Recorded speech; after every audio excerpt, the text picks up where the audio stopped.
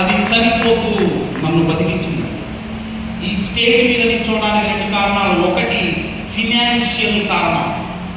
నా కూతురు చావుతో నాకు మెలుగు వచ్చింది.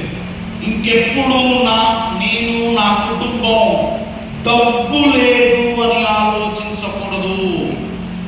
ఇప్పుడు ఎంతో సంపాదించాను దేవుడి దయ వల్ల, ఎంతో ఆర్ నా కూతురు దయ వల్ల.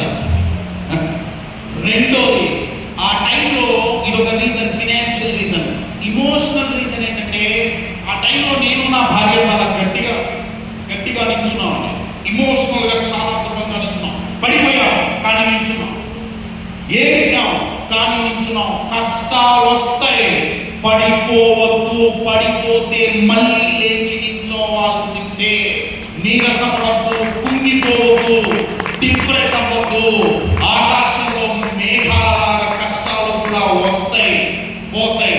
మనం మాత్రం సూర్యుడిలాగా నిత్యం ప్రకాశించాల్సిందే. నేను నా భార్య చాలా గట్టిగా నిల్చున్నాం. నేను నా భార్య చాలా గట్టిగా నిల్చుంటే మా 2 కుటుంబాలు గట్టిగా నిల్చున్నాయి. మా వాళ్ళు అన్నారు, పిల్లగాళ్ళు వీళ్ళే నిల్చున్నారు, మనం ఎందుకు మానసికంగా కుంగిపోవాలి?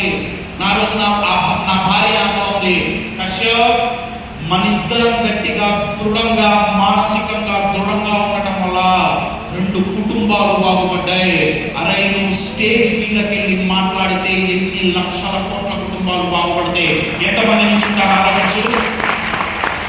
నేను వాళ్ళ స్టేజ్ మీద నిల్చొని మాట్లాడటానికైనా, యూట్యూబ్లో వీడియోలు చేయడానికైనా కారణాలు ఏంటంటే, ఒకటి ఫినాన్షియల్గా ఇంకెప్పుడు నేను సఫర్ అవ్వకూడదు. ఇంకొకటి ఇమోషనల్గా. గాంధీజీ ఫిట్ ఇండియా అన్నారు, వినోబా భావే ఫిట్ ఇండియా అన్నారు, ఇప్పుడు చాలా మంది ఫిట్ ఇండియా అంటున్నారు. నా స్లోగన్ బిల్డ్ ఇండియా. ఇండియాని సిమెంట్ గోడలతో కాదు, మానసికంగా దృఢంగా ఉన్న మనుషులతో నిర్మించాలి. మై డియర్ ఫ్రెండ్స్, మనం ఇది దృఢంగా నిల్చోగలిగామా? పాలసీ ఏంటంటే ఏదైనా మేర్చు అలా జరగాలి అంటే రీజన్ కావాలి. నేను ఇక్కడ నిల్చోవడానికి